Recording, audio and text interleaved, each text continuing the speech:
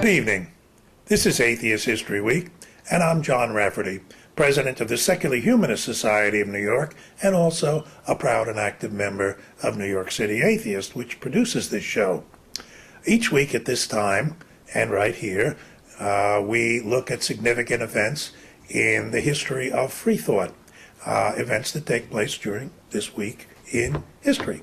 We look at famous people, not so famous, some even infamous, who might have been born or died or achieved something significant during this week in history.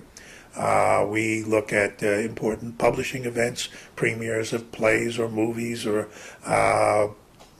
beginnings of congresses of free thinkers and whatnot, in terms of atheism, agnosticism, secularism, humanism, rationalism, skepticism, whatever you have ism, not religion. We also, nevertheless, do look at religious fun and games like pogroms and burnings at the stake and other faith-based initiatives.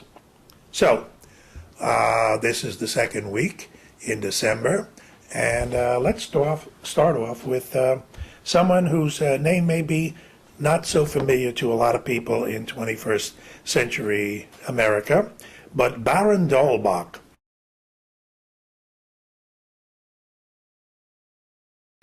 Was born on December 8th in 1723.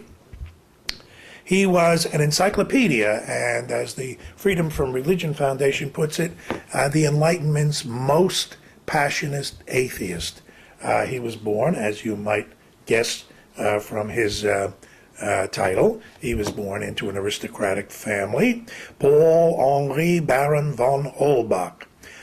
Born in Germany, Catholic family, filthy rich, which allowed him to pursue his studies and to underwrite many free thought causes, and also gave him the leisure to and time to research and write his encyclopedia, or contribute to the encyclopedia. I should say that the Frenchman Denis Diderot put together, which was one of the most significant events of the Enlightenment era, bringing together a lot of information in one place for people to examine. This was not something that the church was terribly happy about, because basically religious authorities want to keep people in ignorance. All you need is faith. You don't need knowledge. Okay? At any rate, Holbach befriended the encyclopedists, and he corresponded with David Hume and Benjamin Franklin, and he wrote extensively, researched, and was one of the major figures of the Enlightenment. Religion, he wrote, is a mere castle in the air. Theology is ignorance of natural causes, a tissue of fallacies and contradictions. He believed that knowledge, reason, and liberty alone can reform and make men happier. If the ignorance of nature gave birth to the gods, knowledge of nature is destined to destroy them. He wrote one of the most fervent essays, one of his most fervent essays. He wrote, "Savage and furious nations, perpetually at war, adore under divers names some god comfortable to their ideas, that is to say, cruel, carnivorous, selfish, bloodthirsty. We find in all the religion a god of armies, a jealous god, an avenging god, a destroying god, a god who is pleased with carnage, and whom his worshippers consider it a duty to serve. Lambs, bulls, children, men, and women are sacrificed to him. Madmen, zealots, zealous servants of this barbarous god, think themselves obliged even to offer up themselves as a sacrifice. Madmen may everywhere be seen who, after meditating upon their terrible God, imagine that to please him they must inflict on themselves the most exquisite torments. The gloomy ideas formed of the deity, far from consoling them, have everywhere disquieted their minds and prejudiced follies destructive to happiness. Tell us what you really think, Baron. The Baron was, even though the church was still dominant in his lifetime, he was insulated from abuse or danger because of his aristocratic birth and his riches. Not so William Lloyd Garrison,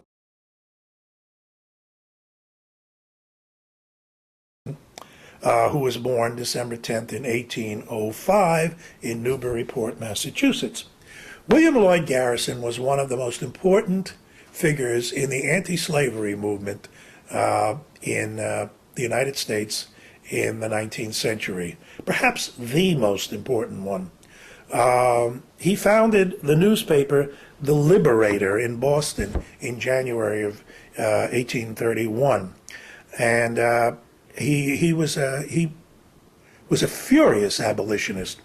In the pages of The Liberator, he wrote, "I am in earnest. I will not equivocate. I will not excuse. I will not retreat a single inch, and I will be heard." For all the temporizers who said, well, we've got to proceed slowly, he said, liberation of the slaves now, instantly. And he fought for that all his life. "There is one theme which should be dwelt upon," he wrote, "till our whole country is free from the curse, slavery." And he was especially concerned with the complicity of the various churches with slavery, not only in the South but in the North. There were many northern denominations, by the way, that were afraid of offending their cohorts in the South, and so they didn't condemn slavery. The parson in Massachusetts would tut-tut at tea and sympathy in somebody's private home, but never say anything from the pulpit. At any rate, Garrison was wanted as a criminal throughout the South. Luckily for him, he lived in Massachusetts. But Georgia put up the Georgia House of Representatives indicted him, so to speak, and offered $5,000 for his arrest. And there were people who went to Massachusetts looking to capture him and bring him to Georgia to be put on trial. And even in Massachusetts, he was dragged through the streets by a mob. In one of the dark spots on American history is that the white people in North, many of them were afraid of the emancipation of the Negroes because it would mean competition for their jobs, and it would mean that some white people would lose jobs. So at any rate, a mob went after Garrison. He had to flee to England to get away. But from England, he continued to edit the newspaper. He continued to work for abolition and then for women's suffrage. And after the war, particularly, that became his focus, women's suffrage. He was a friend of Ernestine Rose and Susan B. Anthony, and he wrote about women's suffrages. Why go to the Bible? Meaning about women's suffrage. What question was ever answered or settled by the Bible? What question of theology or any other department? The human mind is greater than any book. The mind sits in judgment on every book. If there be truth by the book, we take it. If error, we discard it. Why refer this to the Bible?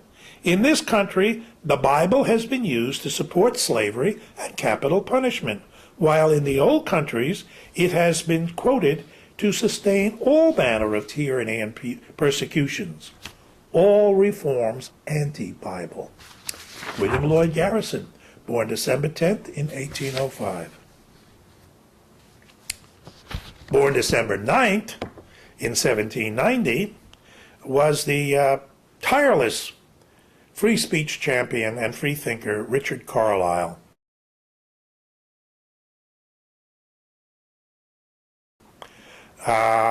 Who was, at a very early age, thrown in jail for writing political satires, blasphemous and seditious libel against the church in England. He was hounded by the British Society for the Suppression of Vice. And vice in those days didn't mean just sexual vice or drug taking. It meant criticizing the church. So, anyway, Carlisle spent, like, Garrison, whom I just talked about, who was hounded all his life. So was Carlisle. Carlisle spent, let me see the notes here. He spent more than a decade of his life in prison for advocating free thought issues, for going against the church, for promoting various blasphemies, as they were called. Robert Taylor, the Reverend Robert Taylor, whom we've discussed previously, they got together in the 1820s and they went on a free thought speaking tour. They were satirical. They were almost, an Abbott and Costello of their time, but intellectual Abbott and Costello, debating various questions of religion and of free thought. And they were very, very popular entertainers, which is why the civil authorities, kowtowing to the religious authorities, went after them for blasphemy and arrested him countless times and got him convicted several times. And like I say, spent over 10 years in jail for what? For preaching free thought, by saying, there's nobody up there. We are responsible for ourselves. Another man who spent an awful lot of time in jail for criticizing his nation's church and was the German philosopher Titus Volkel, who was born on December 14th in 1849, and in Germany, of course. He was a scientist, a mathematician. He lived in Paris for quite some time. And in the 1880s, he became a very famous, in Germany anyway, a rationalist lecturer. And this is what, of course, got him in trouble. Every time he would lecture, he would wind up getting arrested.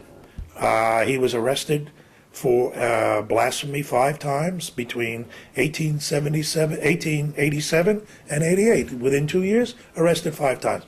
He was acquitted all 5 times, which says something about the German judicial system of the time, but not, kudos to them, but not to the police who kept picking him up.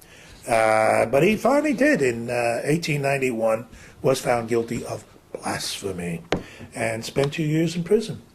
But he was later a deputy to the International Free Thought Congress, lived until 1916. Titus Volkel, born December 14th in 1849. On December 12th in 1821, the French novelist Gustave Flaubert was born.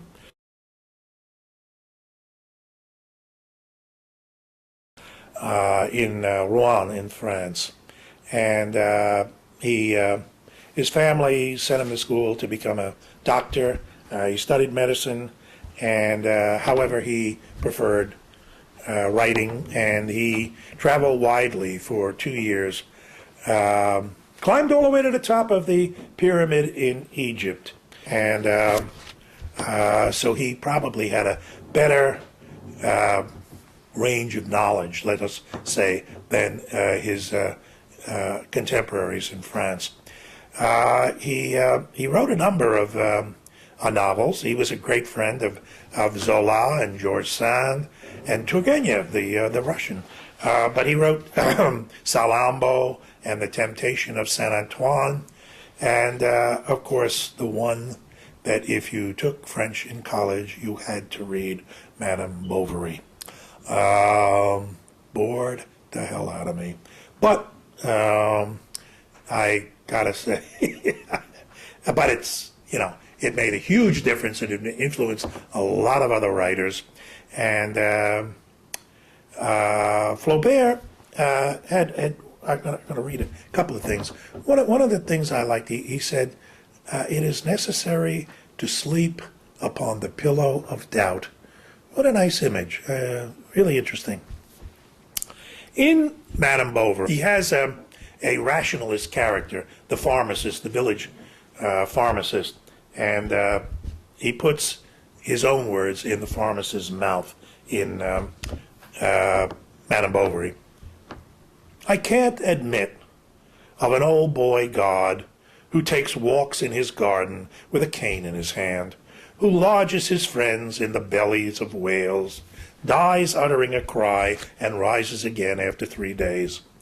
Things absurd in themselves and completely opposed, moreover, to all physical laws, which proves to us, by the way, that priests have always wallowed in squalid ignorance and tried to drag whole nations down after them. Gustave Flaubert, born December 12th in 1821 and lived until 1880.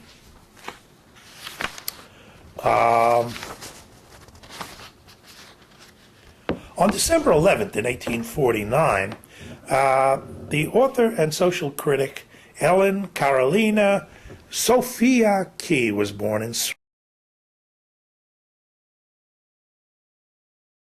Sweden, the daughter of a countess, and a father who lost all his money, and so she turned to teaching to support herself, and she worked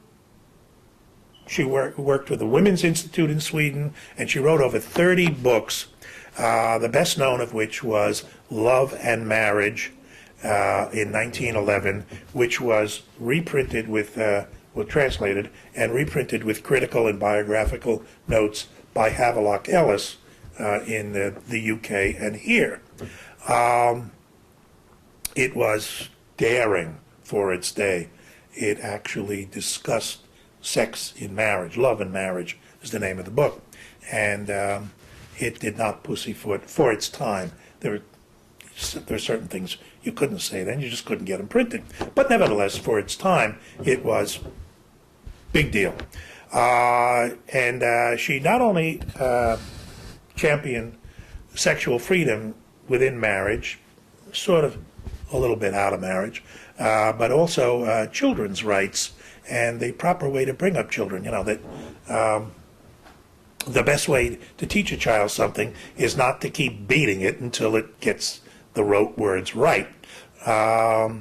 She worked very hard for progressive issues through Scandinavian social legislation, and she was a monist with a capital M, meaning she believed God was the world and the world was God and not the Christian religion. The most demoralizing factor in education, she wrote, is Christian religious instruction. Even a more living, a more actual instruction in Christianity injures the child. But the most dangerous of all educational mistakes in influencing humanity is due to the fact that children are now taught the Old Testament account of the world as absolute truth, although it wholly contradicts their physical and historical instruction. Ellen Key, born December 11th, 1849, in Sweden. And someone we should know a little bit better. Someone we do know better is James Thurber.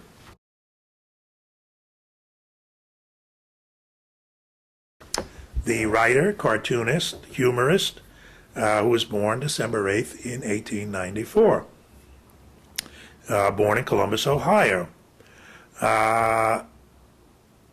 He called his mother a born comedienne. Why?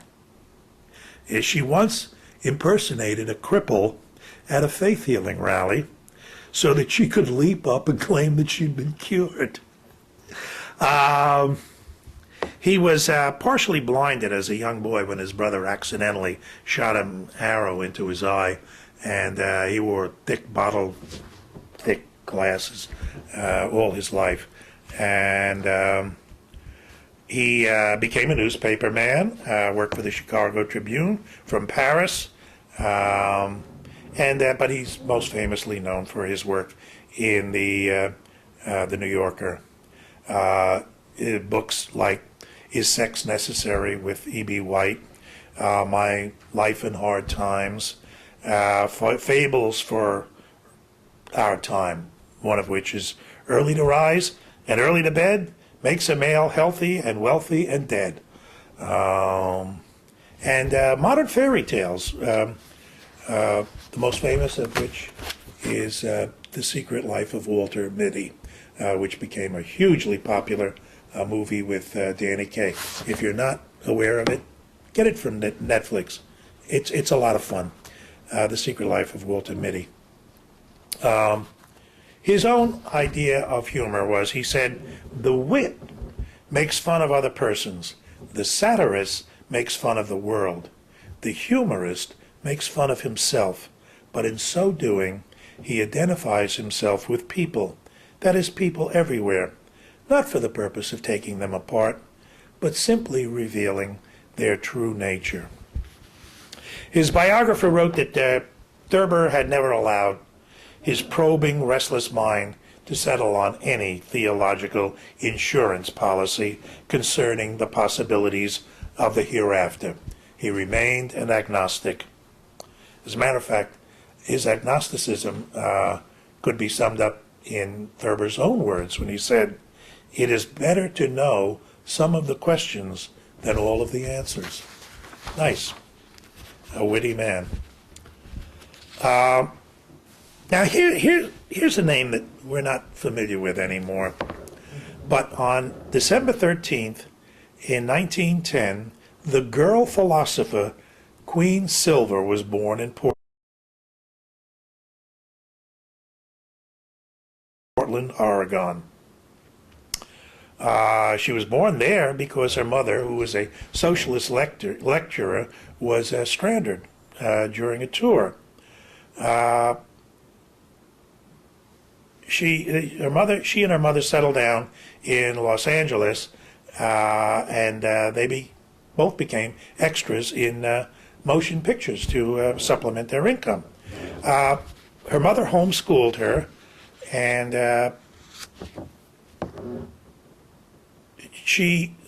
mother said, the precocious child is the normal child. And she fed her daughter that is to say, grown-up literature. And so that Queen Silver was reading Darwin when she was 7. And age 8, she delivered a series of lectures on topics including From Star to Man. You know, we are, like Carl Sagan said decades later, we are star stuff. She worked from notes. She didn't read. She made notes, and she lectured extemporaneously. She was very, very popular on the lecture circuit. And at the age of 11, she challenged William Jennings Bryan to a debate on evolution. Bryan, no fool, declined. How do you win if you're arguing against an 11-year-old? At any rate, she published Queen Silver's Magazine, a 16-page periodical that was a free thought publication with national subscription. And she helped to found the Los Angeles group that later became Atheists United. And she was a member of many free thought and humanist organizations, and she is the subject of a biography called Godless Girl. She died in 1998. The greatest contribution non-believers have made to the world, she wrote, has been the Constitution of the United States. Consider how very heretical to a religious world was the idea of a constitution predicated on we the people. I love that quote and couldn't agree with her more. I hope you've enjoyed the evening, and I hope you'll be back with us next week at the same time when we survey the events of the third week in December in This Week in Atheist History. Thank you for watching. I'm John Rafferty. Good night. Wherever we once were, we are no longer a Christian nation, at least not just. We are also a Jewish nation, a Muslim nation, and a Buddhist nation, and a Hindu nation, and a nation of non-believers.